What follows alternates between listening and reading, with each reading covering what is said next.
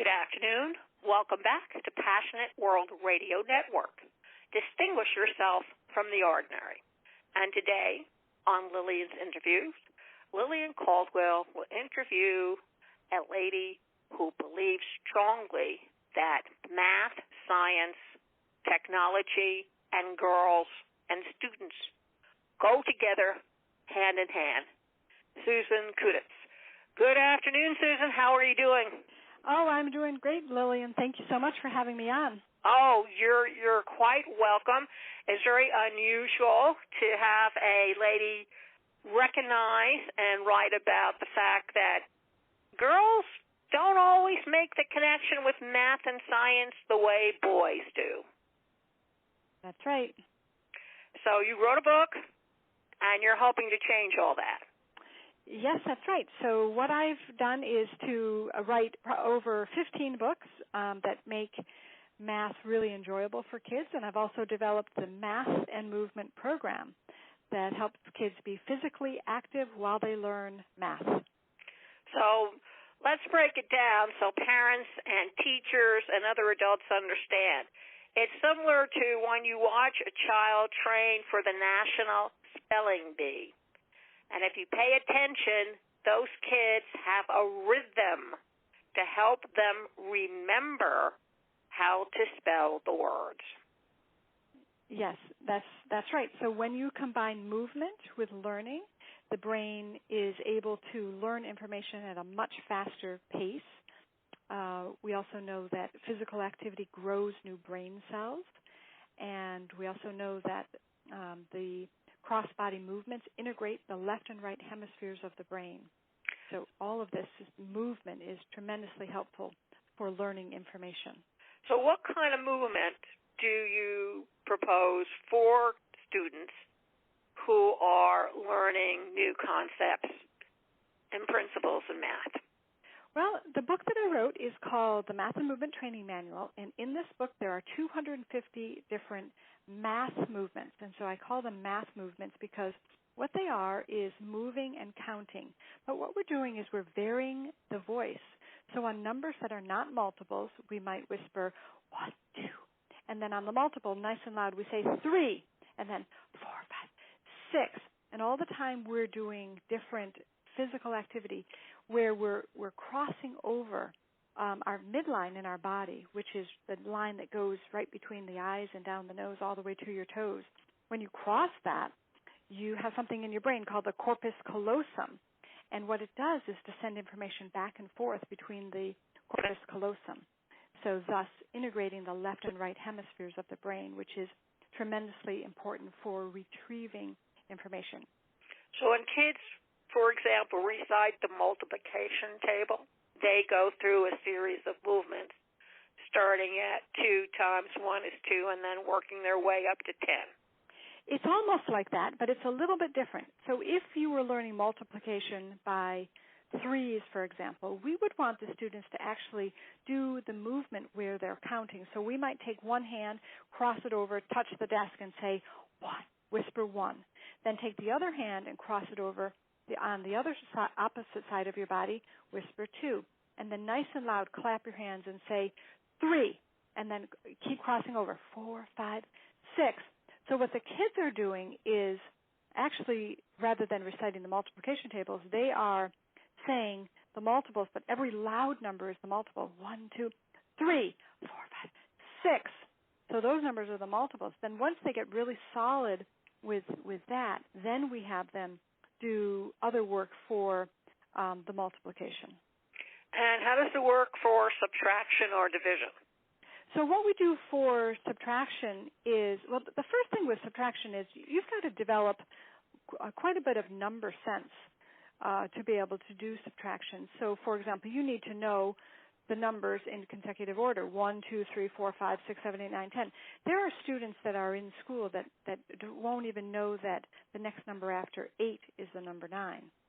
So we start right at the beginning. And then also think of young children, too. They don't necessarily know that. So we have developed heavy-duty formats. This is a heavy-duty vinyl. It lays out on the floor, and the kids walk on them when they're counting the numbers. and it builds this number sense and helps them to really understand the order of the numbers. So given that, if we're going to do subtraction, we would have this number line that goes from 1 to 20. They would walk right on that number line. What is 8 take away 2? So you would stand on 8, and you would take 2 steps back to land on 6. It almost makes sense to use hopscotch. It really is hopscotch. That's the idea with this. We are playing a game with the kids. The kids consider it playing a game. And yes, hopscotch is the best name for it. Very interesting. So does it go above the basics? Would it go into ratios or percentages or fractions? It definitely does. We have floor mats for fractions, and so they are. We have a huge one. It's 8 by 8 feet, and the kids stand on it and move. We can figure out what fractions are greater than 1/2 or less than 1/2. We can compare fractions like 1/8 and 1/10. What's bigger? And it gives the students a large visual so that they can see and get a very clear understanding of what fractions look like. That's very interesting. So how do you relate it to kids who want to use the numbers on digital, for example, a cell phone or on the computer? So really what we're trying to do is to have the kids be very, very solid with all the basics, to use movement to be solid with the basics, and then we find that transfers over. Then they're on the computer, and then they're asked a question, what's 3 times 4? They just, because of this process that they've gone through, they know the answer. That's pretty good. So how young do you start kids on this? Pre-K. Yeah, that sounds about right, because I know that better you should start very early when they start learning their cognitive skills rather than waiting until they're in 2nd or 3rd grade, because by then, to my thinking, it's too late. That's right. We know from a number of different studies that if a student is not on grade level in 3rd grade, it's much, much harder to get them back on track. So we really want to start at pre-K doing these math movements. Now, here's the nice part about it. It's all imaginative and make-believe. So while we're doing the math movements, we would be saying to the student, do you want to pretend to be a cat? Well, let's get the cat claws out now. We're going to cross over. Whisper 1. Cross the other way. Whisper 2. So it's very imaginative. And then once we introduce the math movements to the students, we encourage the students to come up with their own ideas, which is very, very powerful for the student to be able to use their own imagination to come up with new math movements. I would think so. I think it also probably be very helpful in learning the basic principles of geometry. Yes, definitely. Because I can see where you have an arch or a triangle or a rectangle, and if they understood the properties and then be able to make the connections with the principles, I would think that would be a very easy way for them to learn it without trying to learn it in 7th or 8th grade, which is when they tried to teach it to me, and it was a total failure, I might add. I couldn't get the two to coordinate to save my life. I could understand one, or I understood the other, but putting the connecting line in there to explain it was a complete and total disaster. So the principal asked me to sign a letter saying I would never take math again while I was in his high school, which was fine with me. But I guess they don't do that anymore, huh? No, they don't. So also perimeter and area, so knowing how to do that with the shapes, it's great for that. Pretty much every math concept that there is, even going all the way up to the unit circle in high school, I have developed a floor mat that helps kids too. And calculus? Not calculus yet, but here's the deal. If you have a student that's very, very, very solid with the basics, all of math comes more easily to you than if you are not solid with the basics. I can believe that. So you have these books and these mats available for people to buy so that they can start working with the kids at home? So, yes, so either at home, also there's the school program, we work with schools all over the United States. If the school doesn't have funding, then we have a full-time grant writer who is supportive with writing grants for the school. Interesting. So I think that, ladies and gentlemen and PTAs, I think this would be ideal. I also think it would be excellent for anybody who's homeschooling their kids through the home schools. That's right. And also I would think for the private and the charter schools as well, so that everybody can get on learning math on the same foot. That's right. So what happens, which is very nice, is that students that are struggling with math in a classroom that, say, where some are really gifted and not struggling at all, it brings those kids up to speed very, very quickly because of the movement. It's really amazing how quickly kids learn when movement is involved. Okay, so when you first start with the pre-K folks, you're starting in with the very basic numbers and you're teaching them very simple physical movements to accompany their basic numbers. Yes, that's correct. And it develops that number sense. It develops one-to-one correspondence. And once students have that basic sense, then they can move on pretty quickly, learning addition, then learning subtraction. Multiplication is actually easier to learn and process and really become competent with then addition and subtraction. Multiplication is quite easy, and we have these floor mats for multiplication that are powerful. What kids do is they jump over the numbers. So if it's, let's say, multiplication by sixes, they have on the mat, it has 1 through 5, and then a big, large 6, and then a 7 through 11, and a big, large 12. And the kids just jump right over those numbers and say 6, 12, 18, 24, 30. Really fun for the kids. I would, and I bet if you spoke to the phys ed teachers, you could probably incorporate some basic gym or gymnastics that these kids could do for broad jumping or for different types of physical activities that you find in gym that the kids will enjoy, but it also reinforce what they're doing. Yes, and we even have a book for PE teachers. It's called the Math and Movement Training Manual for K-5 Physical Education. And what's nice about that book is that it takes the Common Core standards and the new shape standards that are required for PE teachers and shows how to teach the fundamentals of physical education, but to combine mathematics with it. I think that's pretty neat. I think that it sounds like your program could be applied to anybody who wants to learn how to do something but needs a good, solid math behind them before they can move forward. And I can think of quite a few studies that would incorporate something like that. For example, archaeology, where you need numbers in order to plant your graphs and to stake out the territory in which you're going to dig in, or, for example, fly a plane, or even a spaceship. There are certain math that you need to know with altitude and pressure and, things like that. Even just driving a car, there is a simple math equated to it. So I can see where your program could be related to a lot of different disciples that a kid would really dig up in order to learn.